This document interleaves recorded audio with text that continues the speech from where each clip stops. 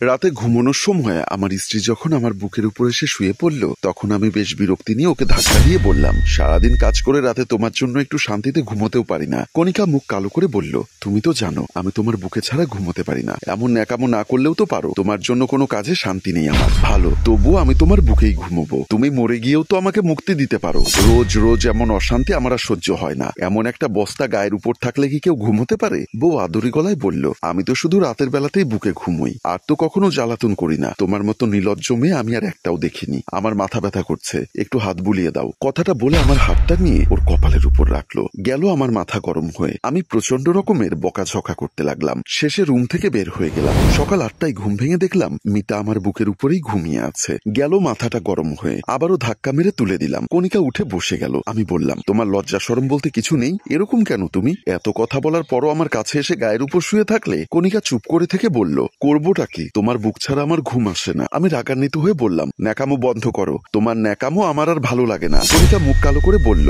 ন্যাকামো করার কি আছে? তুমি আমার স্বামী, আমি তোমাকে সত্যিকারের ভালোবাসি। আমি রাগ দেখিয়ে ওয়াশরুমে চলে গেলাম। ওয়াশরুমে দাঁড়িয়ে ভাবলাম, আপনারা নিশ্চয়ই ভাবছেন স্ত্রীর বুকের উপর ঘুম হলে আমি এত বিরক্ত কেন হই। আমার অন্য একটা মেয়ের সাথে রিলেশন আছে। আমি কিছুতে স্ত্রীকে বলতে পারি না। এমন বেহায়া মেয়ে আমি খুব কম দেখেছি। ওর জন্য রাতে মিতার সাথে তেমন কথা বলতে পারি না। ঘুমোতে এলেই আমাকে ধরে রাখে। একটা মেসেজ আদান প্রদান করব, সেটাও হয়ে ওঠে না। সব সময় লেগে থাকে। এমনকি গায়ে হাত তুলেও ওর এই স্বভাব পরিবর্তন করতে পারিনি। আসলে ওকে আমার এখন ভালো লাগে না। পরদিন অফিস শেষ করে তাড়াহুড়ো করে আমার গার্লফ্রেন্ড মিতাকে নিয়ে দুদিনের জন্য কক্সবাজারে বেড়াতে গেলাম। বাড়িতে বউকে কিছুই বলিনি। দুজনেই পাশাপাশি হোটেলে হেলান দিয়ে বসে আছি। সুখ দুঃখের কথা বলছি। মিতা আমার হাত ধরে বলল, তুমি আমাকে কখন বিয়ে করবে? খুব তাড়াতাড়ি হবে। আপরটা বিদায় করে তারপর বিয়ে করব, না হলে শান্তি হবে না। সারাক্ষণ জ্বালাতন করবে। কথা বলার মাঝে বউয়ের ফোন চলে আসলো। 3বার কেটে দেওয়ার পরও রিং হচ্ছে। বিরক্ত হয়ে ফোনটা রিসিভ করে বললাম, কেন ফোন করছো? কি সমস্যা তোমার? বউ একটা অট্টহাসি দিয়ে বলল, তুমি পাশে না থাকলে এই জগৎটাই আমার কেমন জানি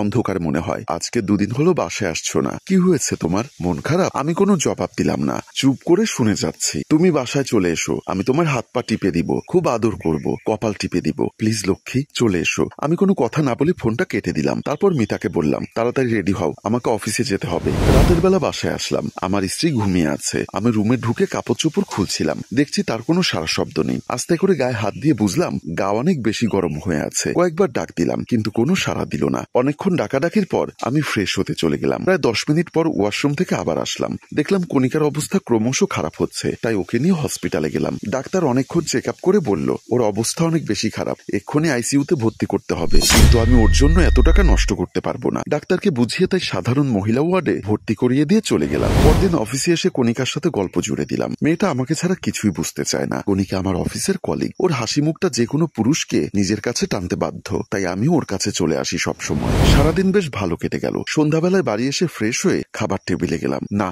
আজ আর এই টেবিলে আমার পছন্দের কিছু রান্না করা নেই। মিতা রোজ সন্ধ্যা হলে আমার পছন্দের হালকা খাবার বানিয়ে দিত, তারপর নিজের হাতে খাইয়েও দিত। কণিকার সাথে রিলেশনে যাবার পর একদিন বলেছিলাম, তোমার আমাকে খাইয়ে দিতে হবে না, নাকি বিষ মিশিয়ে এভাবে খাওয়াতে এসো। মন খারাপ করে ফেলে। তারপর থেকে আর কখনো খাইয়ে দিতে দেখিনি। খাটে গিয়ে শুয়ে মিতার সাথে কথা বলতে লাগলাম। কিন্তু এখন ওর সাথে কথা বলতে ভালো লাগছে না। হঠাৎ খেয়াল করলাম মিতা তো হসপিটালে ভর্তি। মেয়েটার আর কোনো খোঁজ কেন নিলাম না? সারাদিন কোনো খোঁজ নেওয়া হয়নি। আচ্ছা, ওর কি জ্ঞান ফিরেছে, নাকি ও আর পৃথিবীতে নেই? মরে গেলেই তো আমার আর কণিকার জন্য ভালো হয়। সকালে একবার যেতে হবে হসপিটালে, দেখি কেমন আছে। এখন ঘুমিয়ে পড়ি, কিন্তু শুয়ে কোনো শান্তি পাচ্ছি না। কিছুতেই ঘুম আসছে না। আজ মিতা নেই বলে কি এমন হচ্ছে? হয়তো বুকের উপর কেউ না থাকলে ঘুম আসবে না। অভ্যাসটা খারাপ হয়ে গেছে। রাত যত বাড়ছে মিতার কথা তত বেশি মনে পড়ছে। কিছু সময় এপাশ ওপাশ করলাম, কিন্তু ঘুমোতে পারলাম না। কিছু ভালো লাগছে না। উঠে হসপিটালের দিকে রওনা দিলাম। কিন্তু হসপিটালে গিয়ে দারোয়ানের কাছে জানতে পারলাম এত রাতে মহিলা ওয়ার্ডে কোনো ছেলেকে ঢুকতে দিবে না। কিছু করার নেই বলে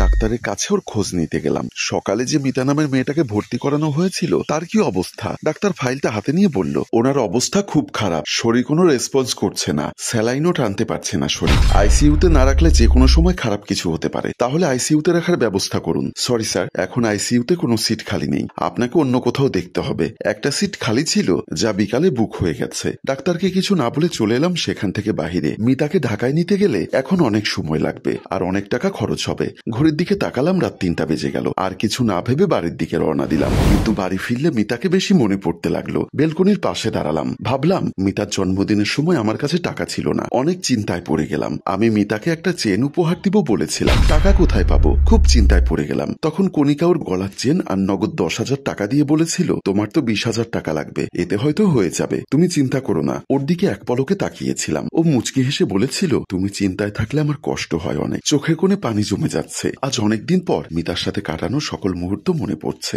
অফিস থেকে ফিরতে মিতা আমাকে রোজ জড়িয়ে ধরতো। ওকে বলতাম, ছেলেদের শরীর লাগলে ব্যবসা করো, আমাকে এত বিরক্ত করবে না। সেদিনের পর থেকে মিতা আর আমাকে জড়িয়ে ধরতো না। সকাল হতেই হসপিটালে চলে গেলাম। আজ মিতাকে আইসিইউতে রাখবো, এখানে না হলে অন্য কোথাও। মিতাকে ছাড়া আমি এক রাতও থাকতে পারি না। আমার সব করা কাজের জন্য মাপ চাইবো, আর কষ্ট দিব না ওকে। হসপিটালে গিয়ে জানতে পারলাম কাল রাতে একটা মেয়ে মারা গেছে। না, এটা মিতা হতে পারে না। মিতা আমাকে কথা দিয়েছিল আমাকে রেখে যাবে না, আমাকে ছাড়াও থাকতে পারে না। মিতা নিশ্চয়ই ওর কথা রাখবে, কিন্তু আমাকে ভুল প্রমাণ করে দিল।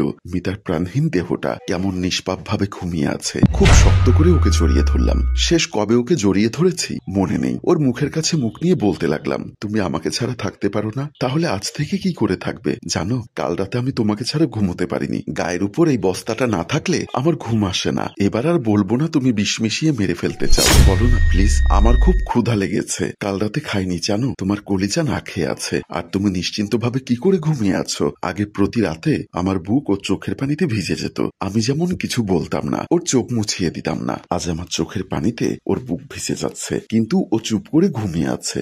সত্যি কি আমি ওকে আর ফিরে পাবো না? এভাবে বুক ফাটিয়ে কান্না করে যাচ্ছে। প্রিয় দর্শক, এখনই সাবধান হয়ে যান। আপনাদের কারো জীবনে যাতে আজকের গল্পের হিরোর মতো এই অঘটন না ঘটে, এখান থেকে শিক্ষা নেওয়া উচিত। গল্পটি কেমন হলো অবশ্যই কমেন্ট বক্সে লিখে জানাবেন। গল্পটির রচনায় ও প্রযোজনায় মঞ্জুর মোর্শেদ, পরিচালনায় হাশেম রাজু, ক্যামেরায় শিহাব ও শাকিল। ধন্যবাদ।